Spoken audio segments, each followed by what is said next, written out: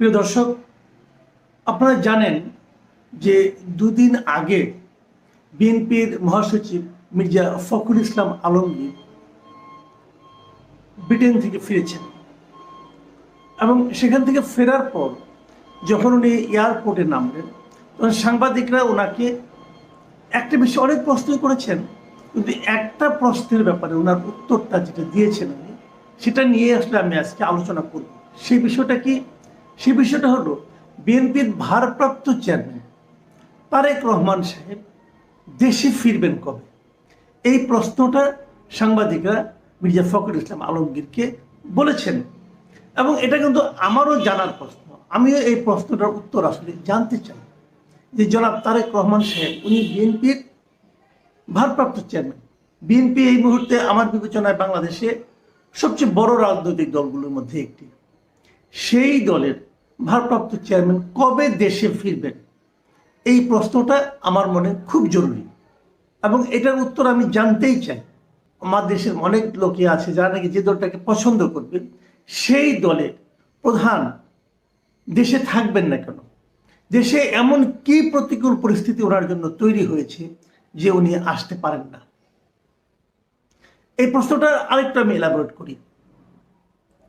সেটা হলো যে আওয়ামী লীগ আমলেও কিন্তু আওয়ামী লীগে যারা সরকারে ছিলেন, সরকার প্রধান ছিলেন অথবা দলের যারা শীর্ষ পর্যায়ের নেতা ছিলেন, তারা মাঝে মাঝে নানা রকম ব্যঙ্গ বিদ্রুপ করে বলতেন যে তারেক রহমান সাহেব যদি রাজনীতি করতে চান দেশে আসেন না কেন। তখন আমিও মনে করতাম, আমিও মাঝে মাঝে বলতাম যে উনি দেশে আসেন না কেন, আসা তো উচিত। হ্যাঁ, ওনার বিরুদ্ধে মামলা আছে, সরকারি হামলা আছে, সরকার নানাভাবে নির্যাতন করতে পারে, করতেই পারে। তা আপনি তো রাজনীতি করতে নেমেছেন, আপনি সেই সমস্ত নির্যাতন সহ্য করার মতো সাহস আপনার থাকবে না কেন?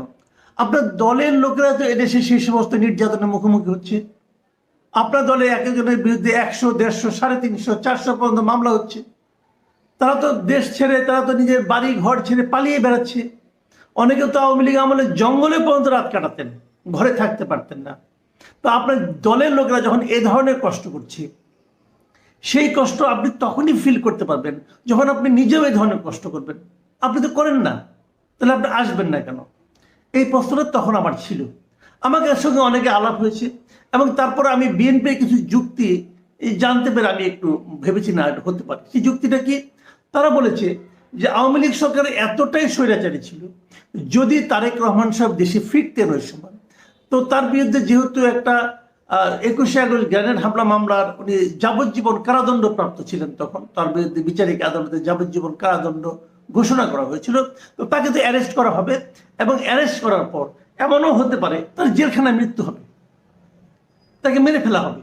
এই যে আশঙ্কাগুলো, এই আশঙ্কাগুলো কিন্তু একেবারে উড়িয়ে দেওয়া যায় না। আগের সরকারের যে চরিত্র, সেই চরিত্রের সঙ্গে এই আশঙ্কাগুলো একেবারে বেমানান নয়। কাজে এই আশঙ্কাটাকে আমি গুরুত্ব দিই। কাজে তখন আমি মনে করেছিলাম যে ঠিক আছে, তাহলে না আসার লজিকটা ঠিকই আছে। আমি যেটা বলেছি আমারই আসলে ভুল বলা হয়েছে, আমি এভাবে ভেবেছি। তখন আমি কিন্তু অনেক জায়গায় বলেছি, কিন্তু আমার কাছে মনে হয়েছে যে না, তাদের লজিকটা একেবারে উড়িয়ে দেওয়ার মতো নয়। কিন্তু এখন কি, এখন কি ওনার সেরকম কিছু আছে? একটা দেখেন আপনারা, 21শে আগস্ট গ্রেনেড হামলা মামলা যেটা ছিল, সেই মামলায় উনি খালাস পেয়ে গেছেন। কারণ ওই মামলায় সবাই খালাস পেয়ে গেছেন। হাইকোর্ট, উচ্চতর আদালতে এই মামলাটাকে অবৈধ বলেছে, মানে মামলা যেভাবে বিচার হয়েছে বিচারটাকে অবৈধ বলেছে তারা। এবং যে কারণে 1900 আরো যারা যাবজ্জীবন কারাদণ্ড অথবা মৃত্যুদণ্ড যা ছিল, এই মামলায় সবাই কিন্তু খালাস পেয়ে গেছে। তাহলে এখন তো আর তারেক রহমান সাহেবের বিরুদ্ধে ও ধরনের বড় কোনো মামলা নেই। ছোটখাটো যে মামলাগুলো আছে সেগুলোতে তেমন কিছু না যে উনি আসতে পারবেন না। দেখুন মির্জা ফখরুল ইসলাম আলমগীর কি বলেছেন, আমি ওনার বক্তব্যটা পড়ে শোনাই। মির্জা ফখরুল ইসলাম আলমগীর বলেছেন, সব মামলা শেষ হলে দেশে ফিরবেন বিএনপির ভারপ্রাপ্ত চেয়ারম্যান তারেক রহমান। সব মামলা শেষ হলে, সব মামলা কবে শেষ হবে? সব মামলা কবে শেষ হবে? এটা তো একটা বিচারিক প্রক্রিয়া। ধরা যাক, হাইপোথেটিক্যাল আমি বলি, ধরা যাক আগামী মাসে ইলেকশন হবে, ইলেকশন হয়ে গেল, ইলেকশনে বিএনপি জিতলেন, তখনও মামলা সব শেষ হয় নাই, তারেক রহমান সাহেব আসবেন না?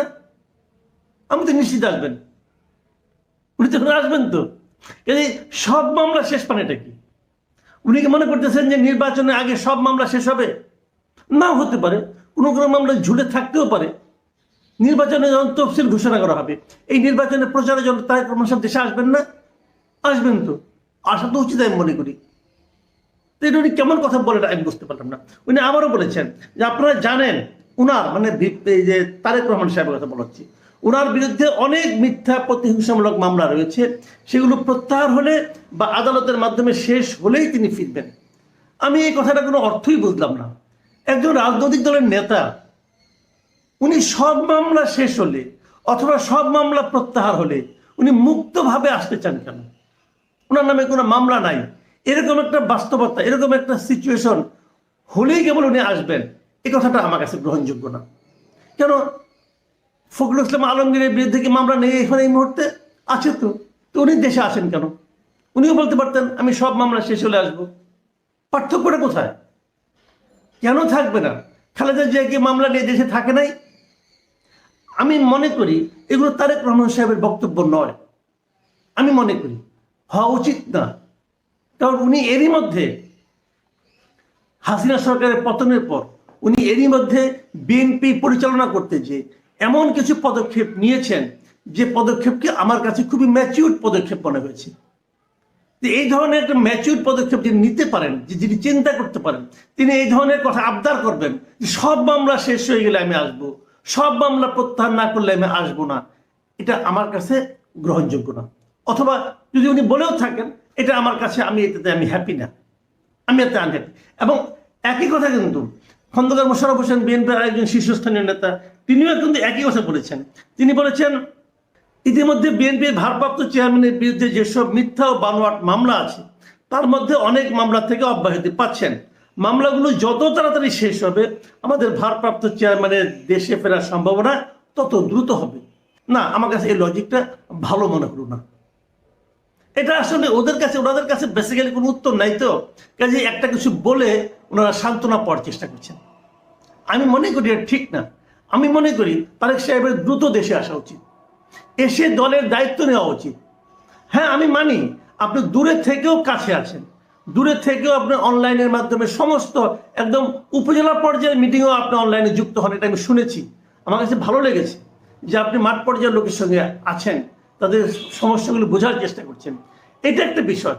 কিন্তু যখন আপনি ঢাকায় থাকবেন, দেশে থাকবেন, তখন তার আলাদা একটা ইম্প্যাক্ট সারা দেশে বিএনপির ছড়িয়ে ছিটিয়ে থাকা কর্মী সমর্থকদের মধ্যে নতুন একটা চেতনা, নতুন একটা আগ্রহ, নতুন একটা আমি মনে করি যে ভালোবাসা তৈরি করবে, এবং সেটার প্রয়োজন আছে। কাজেই আমি মনে করি এই সময়ে ওনার দেশে আসা উচিত, এবং সেটা যত দ্রুত সম্ভব। এবং উনি আইনগতভাবে ওনার মামলাগুলো মোকাবেলা করুন, কেন করবেন না? করুন মোকাবেলা, সমস্যা তো নাই।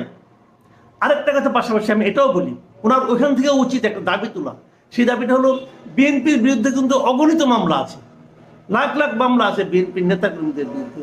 এই সরকার আসার পর সেই মামলাগুলো কি উত্তর হয় নাই? কেন হয় নাই? হওয়া তো উচিত ছিল, আমি মনে করি। আমরা কি বুঝি না যে কোনটা রাজনৈতিক মামলা আর কোনটা জেনুইন মামলা? যে মামলাগুলি রাজনৈতিক, এই 100, 150, 200 করে যে মামলা একজনের আসামি করা হয়েছে, আমি মনে করি যেমন 111-এর পর আওয়ামী লীগ কিন্তু তাদের দলের বিরুদ্ধে, নেতাকর্মীর বিরুদ্ধে যে মামলাগুলি ছিল সেগুলো উড্র করে নিয়েছিল। আমি মনে করি এই সরকারের উচিত ছিল যে বিএনপি নেতাকর্মীদের বিরুদ্ধে এবং জামাত, বিএনপি যত রাজনৈতিক দল আছে যারা নাকি আওয়ামী বিরোধী রাজনীতি করতে দেশে, তাদের বিরুদ্ধে যত ধরনের পলিটিক্যাল মামলা আছে সেগুলিকে তুলে নেওয়া। এবং আমি আরো আশ্চর্য হয়েছি, এই দলগুলি কেন নিজেরাও এই দাবিটা উঠায় না? তাদের আমি মনে করি উচিত ছিল এই দাবিটা উঠানো, যে আমাদের এই মামলাগুলো তুলে নেওয়া হোক। আমি মনে করি যে বাংলাদেশে রাজনীতি করার জন্য একটা মুক্ত স্বাধীন পরিবেশ দরকার। সেই পরিবেশটা ক্রিয়েট করা তত্ত্বাবধায়ক অন্তর্বর্তীকালীন সরকার, যেটা আমি অভিহিত করি না কেন, এটা এদেরও দায়িত্ব। আপনারা এই রাজনৈতিক হয়রানিমূলক মামলাগুলো তুলে নেন, এগুলোর হাত থেকে রাজনৈতিক নেতাকর্মীকে রক্ষা করেন আপনারা। পাশাপাশি যারা আছেন তাদেরকে দিকে তাকিয়ে আমি বিএনপি ভারপ্রাপ্ত চেয়ারপারসন যিনি আছেন, চেয়ারম্যান যিনি আছেন তারেক রহমান, তাকে অনুরোধ করব আপনি দেশে দ্রুত চলে আসুন।